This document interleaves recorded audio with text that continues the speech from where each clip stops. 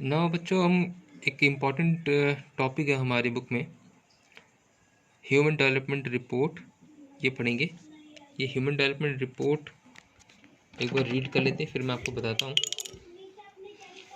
Once it is realize that even though the level of income is important, yet it is an inadequate measure of the level of development, we begin to think of other criterion. There could be a long list of such criterion, but then it would not be so useful. What we need is a small number of the most important things: health and education indicators, such as the ones we used in comparison of Kerala and Punjab, are among them. Over the past decade or so, health and education indicators have come to be widely used along with income as a measure of development. For instance, Human Development Report published by UNDP compares countries based on the educational levels of the people, their health status, and per capita income.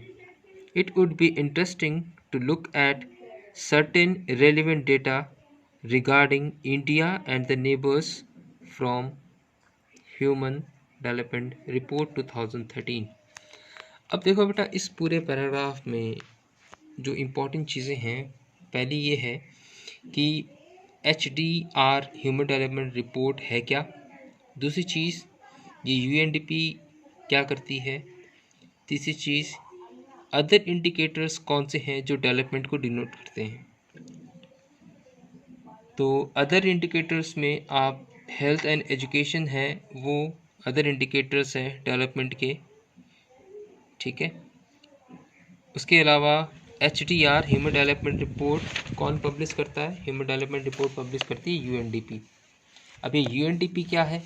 UNDP एक programme है जो United Nations का है, और United Nations के इस programme में ये क्या करते हैं कि दुनिया की 177 कंट्रीज़ उनके सस्टेनेबल डेवलपमेंट और उनके पोवर्टी एलिवेशन प्रोग्राम्स को वो मॉनिटर करती है।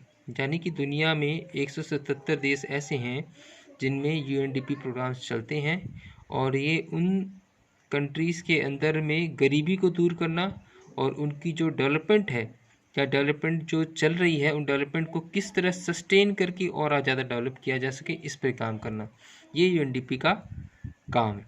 अब UNDP जो रिपोर्ट बनाती है उसके अंदर एक इंडेक्स का इस्तेमाल करती है। उस इंडेक्स को कहते हैं HDI, ह्यूमन डेवलपमेंट इंडेक्स।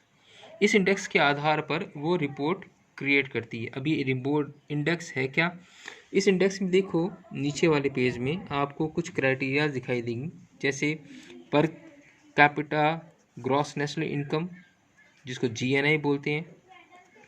दूसरा, लाइफ एक्सपेक्टेंसी एट बर्थ, ठीक है, जन्म के समय में कितने जो बच्चे हैं वो जीवित रह गए। Literacy rate for 15+ year population, 15 साल या उससे ज़्यादा उम्र के जो लोग हैं वो कितने शिक्षित हैं उस कंट्री में। और फिर उनकी रैंकिंग, यानी HDI की रैंकिंग। तो 3 चीज़ें हो गई, एक हो गया पर कैपिटा ग्रॉस इनकम हो गई, लाइफ एक्सपेक्टेंसी हो गई, और लिटरेसी रेट हो गई। ये 3 चीज़ों को मिलाकर एक रिपोर्ट बनती है जिसको हम HDI रैंक इंडेक्स भी कहते हैं, या ह्यूमन डेवलपमेंट इंडेक्स रैंक भी कहते हैं।